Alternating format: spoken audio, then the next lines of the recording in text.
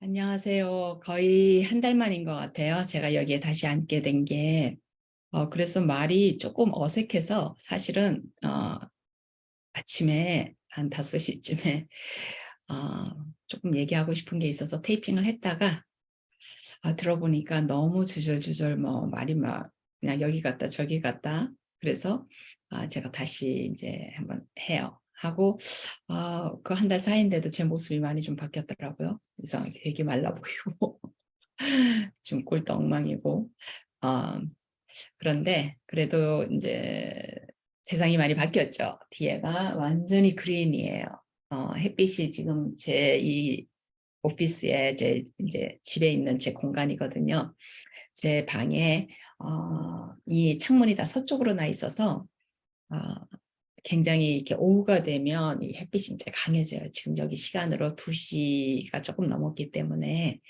아 그런데 아 무슨 이야기를 좀 해 보고 싶었냐면, 제가 인제 아침이면 글 명상을 한다 그랬잖아요. 그러니까 제가 이름을 붙인 게 인제 글 명상이에요. 글을 쓰면서 명상을 하는 거예요. 이렇게 막 메디테이션을 앉아서 이렇게 하는 게 아니라 가부좌를 하고 앉거나 조용한 데 가서 제가 이렇게 앉아서 하는 게 아니라 저는 인제 글로 글 명상을 해요. 그러면 그전에 이제 제가 몇 개의 영상에서 제가 추천을 했었어요. 아침에 일어나서 가족들이 다 아직 자고 있거나 아니면 나만의 공간을 만들어서 어 일단은 하루를 일기를 쓰든 뭐를 쓰든 쓰기로 한번 시작을 해 봐라. 그러면 어 하루를 마감하고 내가 정리하면서 일기 쓰는 거랑 그다음 날 아침에 쓰는 거랑 뭐가 다르냐는 거를 제가 설명을 했었어요. 밤을 지내는 동안에 제가 어저께 보낸 그 하루가 익어요. 익어서 좀 정리가 되고 제 머릿속에서 우리 머릿속에서 좀 정리가 되고 뇌 속에서 정리가 되고, 그러고 나면 훨씬 더 내용이 그냥 막 뭐가 있었고, 있었고, 있었고 이런 내용에서 좀 깊이가 있게 돼요. 인제 나의 통찰이 들어가고 나의 인제 그 관점이 들어가고 이렇게 하면서 쪼끔 나의 내 머릿속에 있는 것들이 많이 인제 나의 그 어떻게 표현할까요? 명상 같은 그런 어떤 것들이 많이 들어가게 돼요. 그래서 쪼끔 더 성숙한 모습의 나를 보게 되거든요. 그러기 때문에 그렇지만 이제 어저께 제가 항상 써 놓고 나서 저는 이제 오늘의 할 일들을 한다 그랬잖아요. 회의가 있으면 하고 뭐 이렇게 하는데, 그것처럼 습관화를 들이면 이게 명상처럼 그게 굉장히 좋은 기회가 될 수 있다고. 근데 이제 오랫동안 제가 써 왔는데 지금은 인제 나이가 60이 다 돼 가니까 삶의 길이가 굉장히 길어졌잖아요. 굉장히 기니까 어때요? 제 머릿속에서 있는 사건들이 너무너무 많잖아요. 제가 삶을 그렇게 막 다이나믹하게 막 휘저으면서 살지는 않았기 때문에 굉장히 생각보다 제가 보이는 모습보다 제 삶이 굉장히 단촐하거든요. 그리고 이렇게 막 벌리지를 않으려고 인제 나이가 들수록 더 노력을 하는 게, 마음고생하는 게 너무 힘들어서 될 수 있으면 인제 사람들하고의 관계도 특별하게 일에 관계되지 않은 것들, 개인적으로 새로 만나는 만남 뭐 이런 것들은 쪼끔 절제를 하면서 나에게 도움을 필요로 하는 사람들과는 인연을 인제 하지 맺지만 그야말로 지인이 되는 거지 친구가 되는 건 아니잖아요. 이제 그렇게 하는데 인제 오늘 아침에 인제 쓰다가 이제 제 글이 그렇게 가는 거예요. 제가 의도하지 않아요. 그냥 제가 제 마음이 나오는 대로 제가 쓰니까. 근데 다시 인제 어릴 적으로 가서 인제 쓰게 되더라고요. 어릴 적 이야기가 인제 나오는데 어 저희는 피라미드에 바닥에 살았거든요.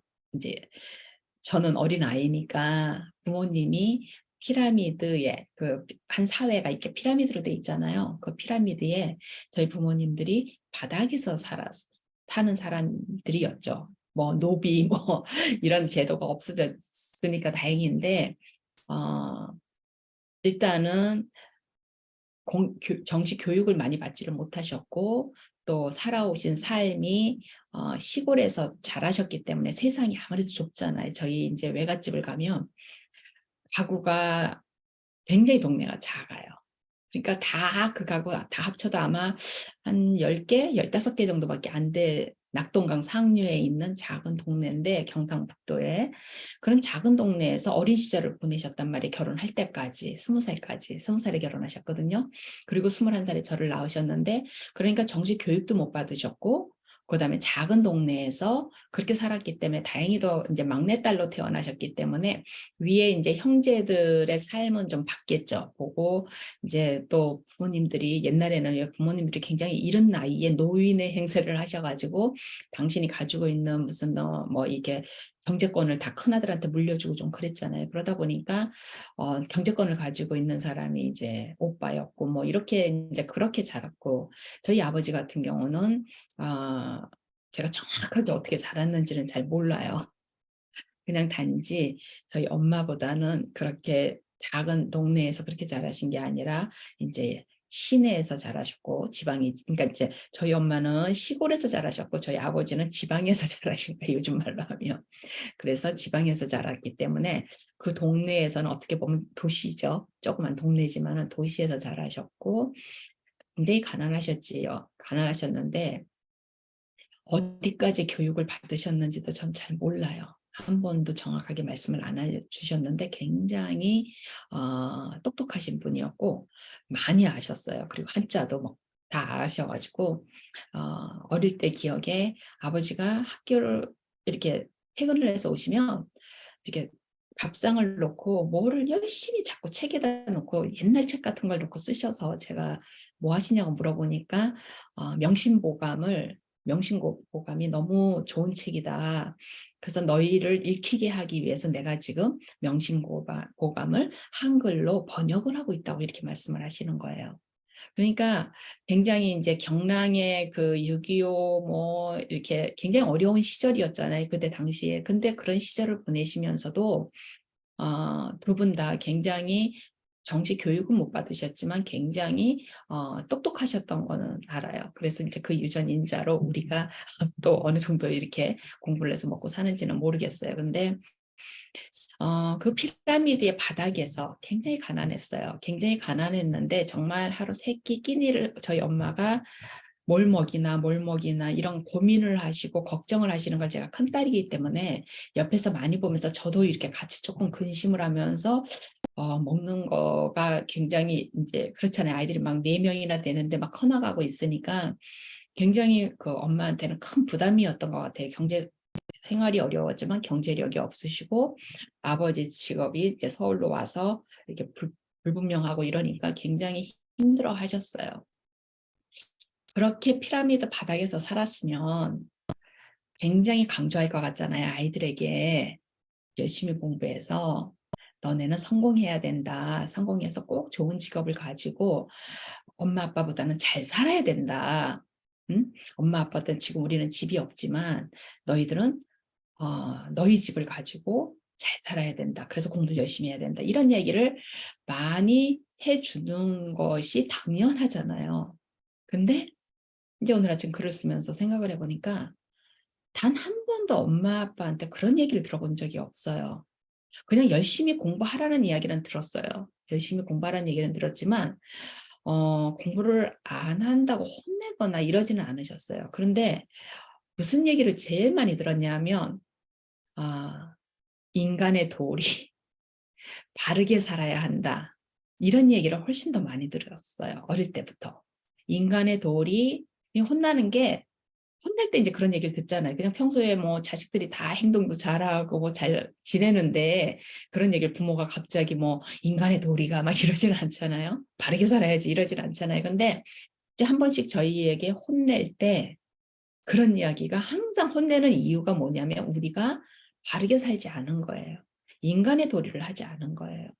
그러니까 이런 기억들이 초등학교 때 다 기억이에요. 왜냐하면 중학교를 가면서부터는 한국 교육이 제가 71년도에 초등학교를 들어갔는데 조금 늦게 들어갔거든요.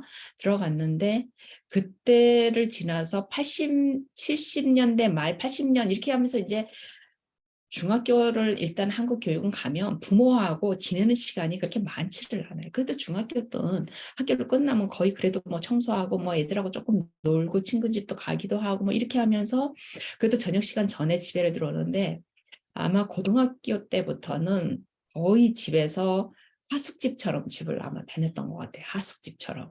그러니까 집에 자러만 들어왔죠. 아마 지금도 모든 아이들이 그렇게 살고 있기 때문에 거의 아이들의 어린 때의 부모와의 기억은 이 초등학교 기억이 거의 다고, 아마 초등학교 때 기억이 70%, 그다음 중학교 때 기억이 한 30%, 20%. 그리고 아마 고등학교 때 기억은 주말에 잠깐씩 명절의 기억 뭐 이런 거밖에 없을 것 같아요. 굉장히 아이들하고 그러니까 부모님하고 보내는 시간이 적으니까 모든 교육이 언제 다 일어나요? 부모가 아이들에게 할 수 있는 교육이 거의 다가 초등학교 시절에 일어나고, 초등학교 시절에는 어때요?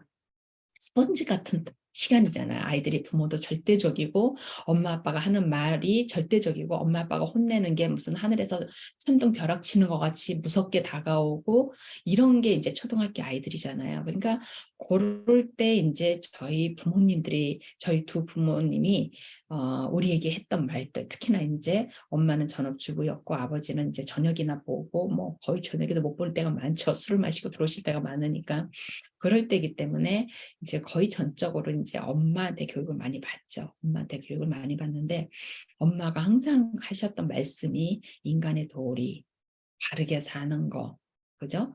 그다음에 성실하게 사는 거, 이런 이야기를 많이 하셨고, 참 신기한 게, 지금도 굉장히 신기해요. 제가 이제 교육자가 되고 나서도 더 신기했던 게, 한 번도 우리에게 욕을 하면서, 보통 엄마들이 뭐 그런 용, 이년 전혀 뭐 이런 용 많이 하잖아요. 딸들한테 그냥 친한 의미로도 하고. 근데 저는 드라마를 봐도 이제 그런 대사가 나오면 굉장히 막 귀에 불편하고 거슬리거든요.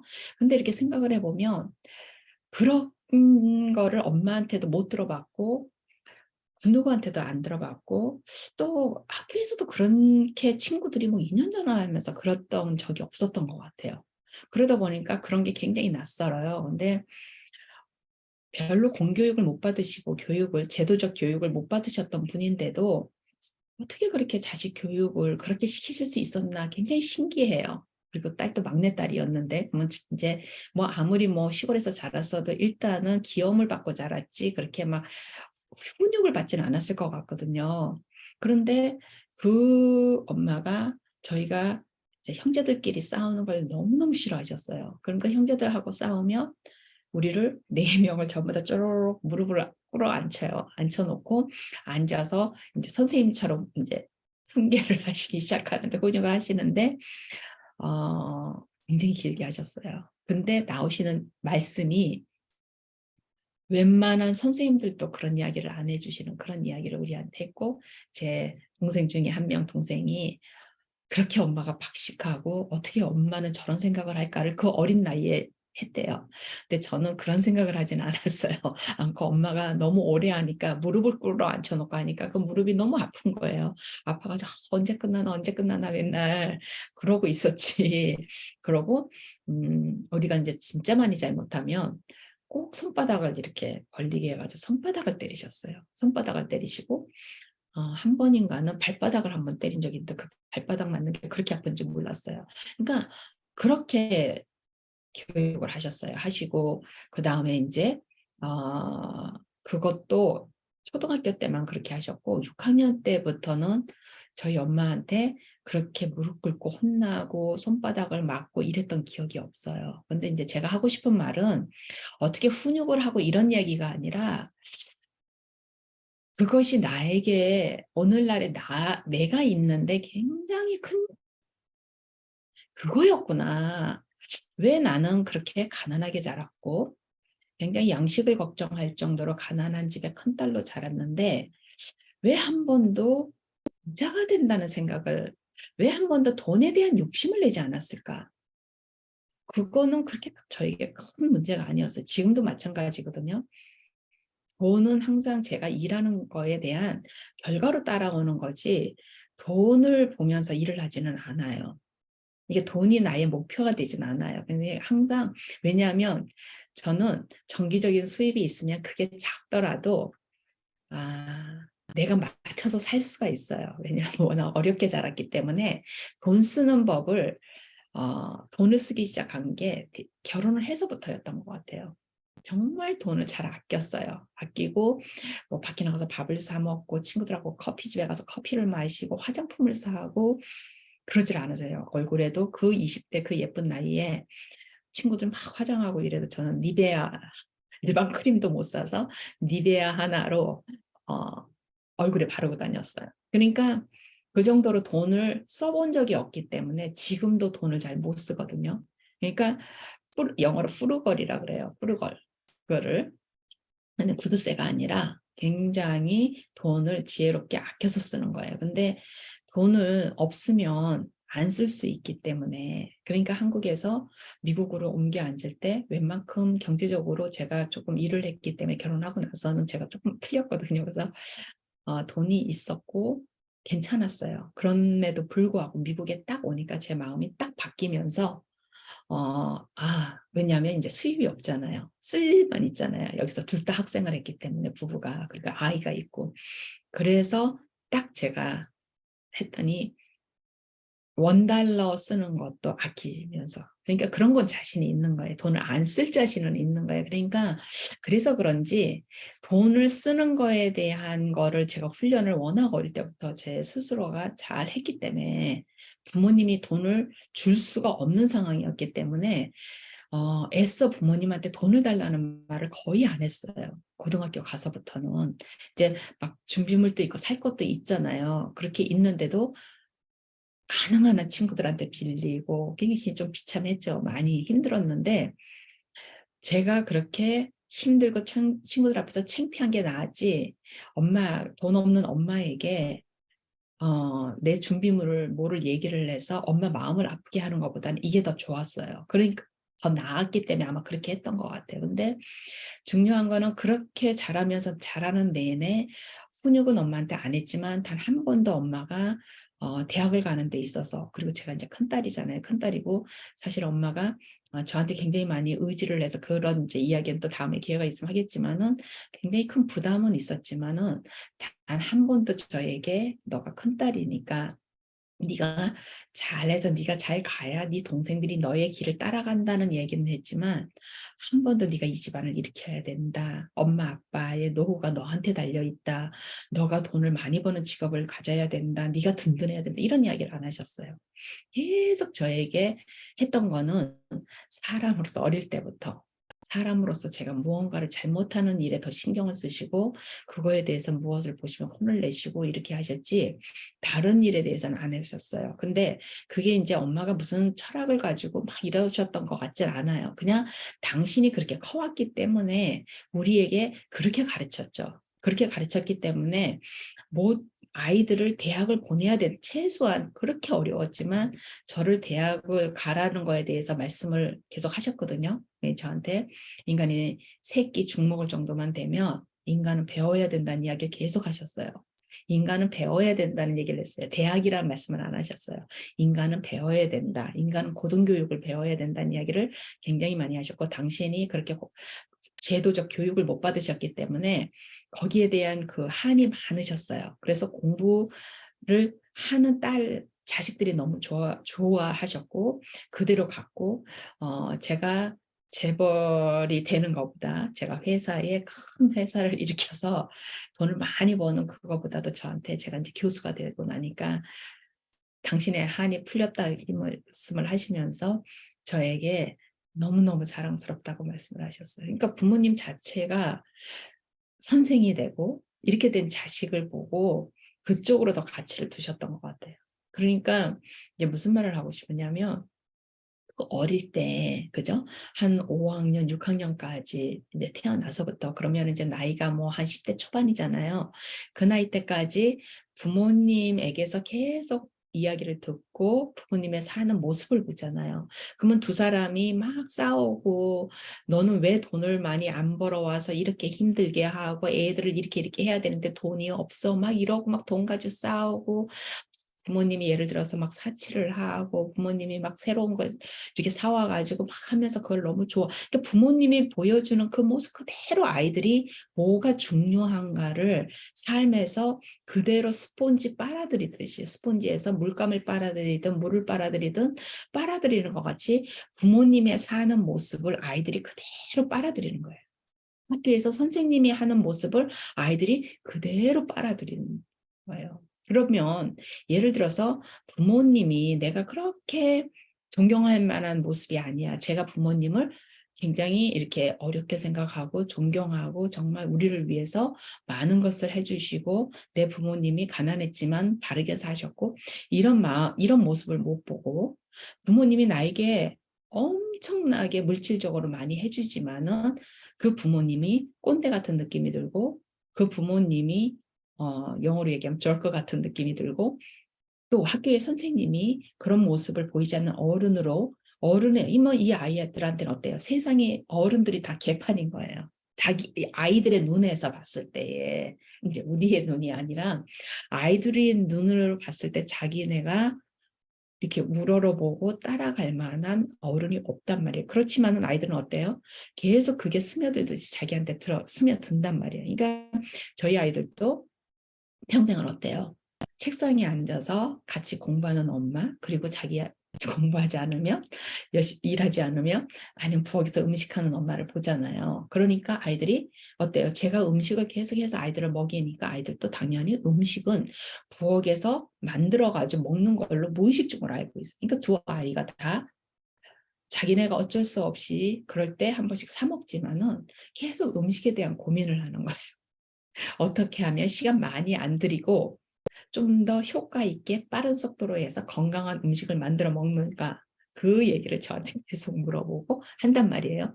그럼 왜 그러겠어요? 아이들은 수도 없이 나가서 사 먹는데 이 아이들은 보고 자란 게 엄마가 부엌에서 음식을 만드는 모습을 보고 자랐단 말이에요. 그러니까 자기네들도 당연히 만들어서 먹어야 된다고 생각을 하는 거예요.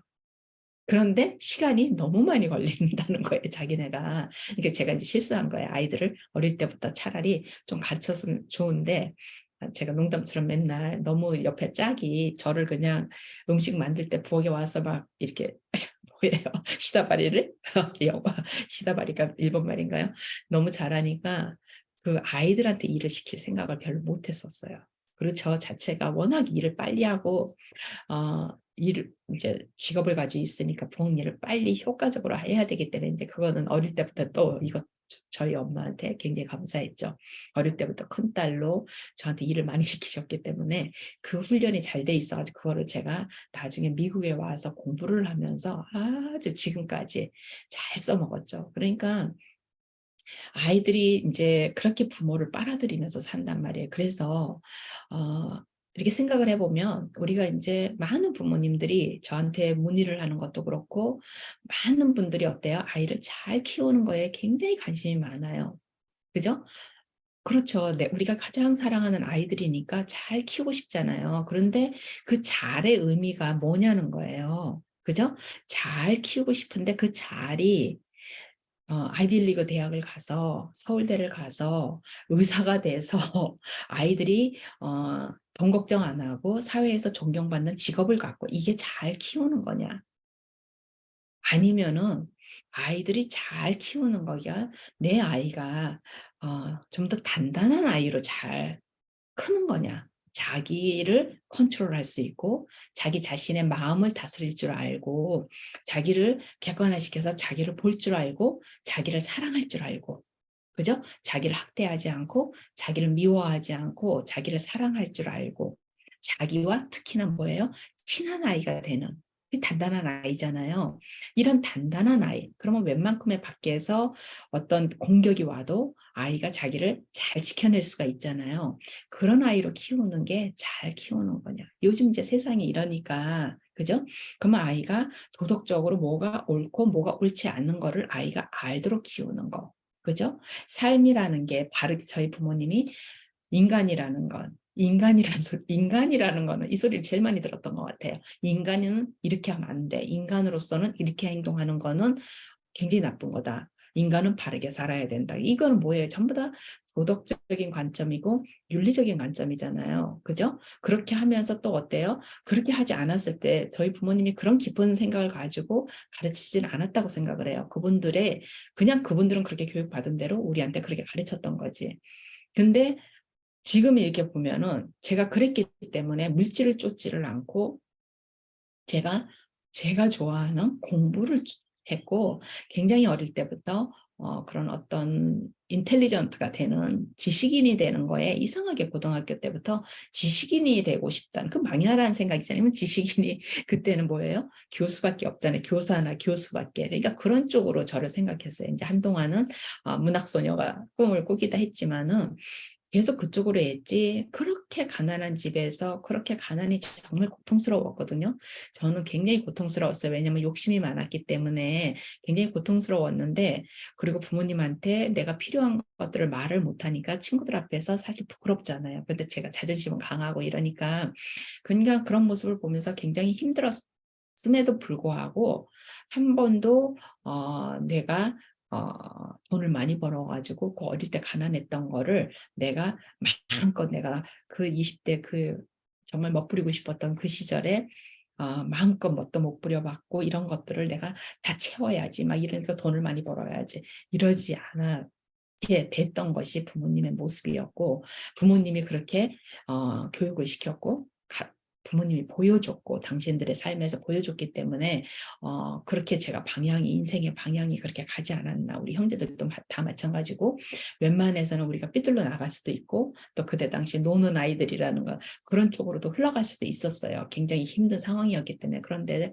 한 번도 그런 쪽으로 가지 않고 굉장히 나를 잠시는 이렇게 갈 수 있지만 항상 데리고 다시 오는 거예요. 잠시 이렇게 삐져나갔다가 제 스스로가 왜요? 제가 그렇게 자랐기 때문에 다시 돌아오더라고요. 다시 스스로가 돌아오고 이게 아니라는 걸 아는 거예요. 처음에는 유혹을 못 견뎌서 조금 이렇게 가기는 했지만 또 좋아 보이니까 살짝 가보기는 했지만 결국엔 다시 돌아오는 거예요. 그래서 제가 잘 키운다는 의미가 저도 이제 그렇게 자랐기 때문에 우리 아이들에게도 그런 이야기를 한 번도 안 했어요. 안 하고 그냥 아이들이 자기네가 가고 싶어 하는 길로 가도록 그러면 이제 그 길이 항상 저는 모든 관심이 아이들이 언제 자기네가 무엇을 하더라도 자기네 스스로가 다치지 않는 거가 제가 더 관심이 많았거든요. 왜냐하면 제가 그 마음의 고통을 알기 때문에 그러면 이제 이렇게 도덕적 잣대가 높은 사람들은 조금 고통이 있어요. 그러니까 그런 쪽으로는 신경을 썼지만 결국에는 제가 내린 아이들을 키우면서 제가 내린 결론은 아이들은 결국 내가 내 부모에게서 그렇게 스폰지 빨아들이듯이 빨아들인 것처럼 아이들은 나의 모습을 빨아들일 거라는 생각을 했기 때문에 그냥 열심히 내 길을 살았어요. 아이들을 위해서 무언가를 포기하지 않고 내 길을 살았어요. 아이들을 위해서 무언가를 포기하면 어떻게 돼요? 그다음에 대가를 바라게 되잖아요. 그죠? 아이들을 잘 키우기 위해서 내가 직장을 포기하고 아이들을 잘 키우기 위해서 내가 이거를 포기하고 내가 아이들을 잘 키우기 위해서 어마어마한 돈을 힘들게 들어온 이 수입을 내가 막 절반 이상을 떼어가지고 아이들한테 몰빵을 하고 이렇게 되면 어떻게 돼요? 인간이라는 거는 무조건적인 투자는 없거든요. 그렇게 되면 아이들에게 나중에 어떻게 돼요? 아이들이 조금만 섭섭하게 해도 굉장히 섭섭하게 느껴지죠. 그래서 우리가 하는 일은 각자의 길에서 아이들도 아이들끼리 나는 나 이렇게 해서 평행선에서 각자의 삶을 열심히 사는 거예요. 그러면 아이들은 어때요? 삶이라는 거는 저렇게 사는 거구나 하고 부모가 성실하면 아이들이 성실한 아이가 되는 것 같아요. 그죠?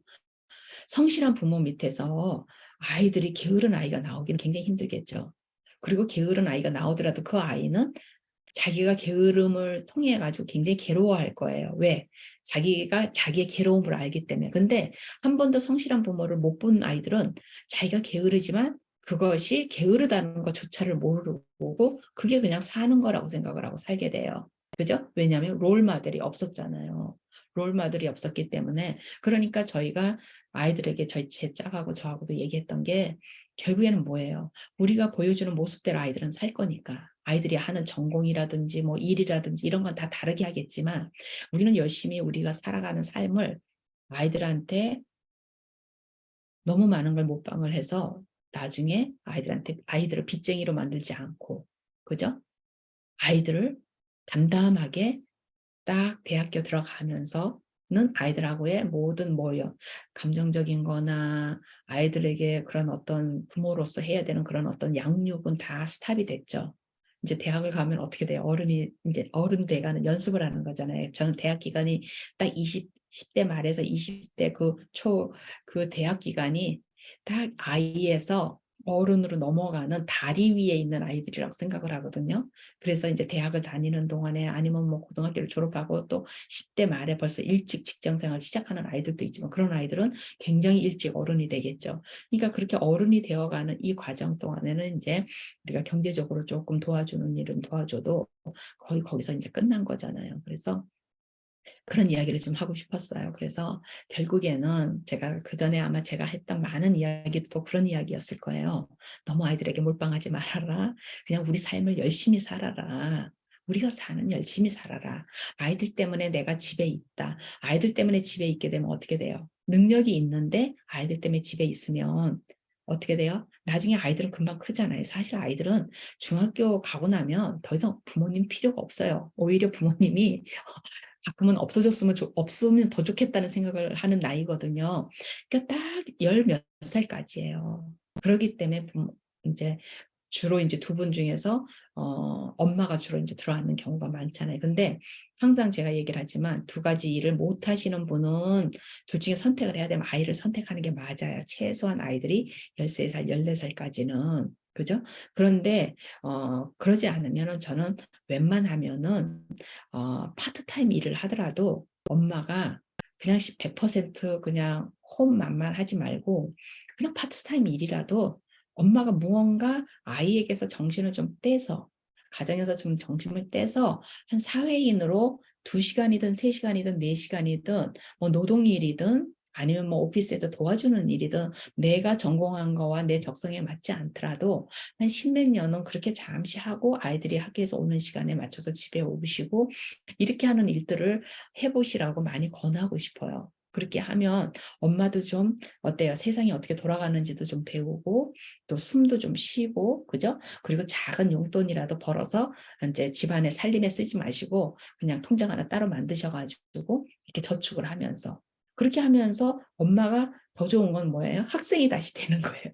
뭔가를 배우기 위해서. 그럼 아이들하고 같이 앉아서 테이블에 앉아서 같이 공부하고 그러면 더 좋죠. 그죠? 그러면 아이들이 어때요? 공부하는 엄마, 책 읽는 엄마, 그다음에 거기에서 음식 만드는 엄마 이렇게 좋은 모습을 보잖아요. 그렇게 하면 이제 아이들이 그런 것들이 다 스며들어서 나중에 아이들이 그런 삶을 또 열심히 성실하게 살게 되죠. 자기네들에게 성실이라는 거는 자기네에게 주어진 시간을 잘 매니지해서 시간을 아껴가면서 사는 거잖아요.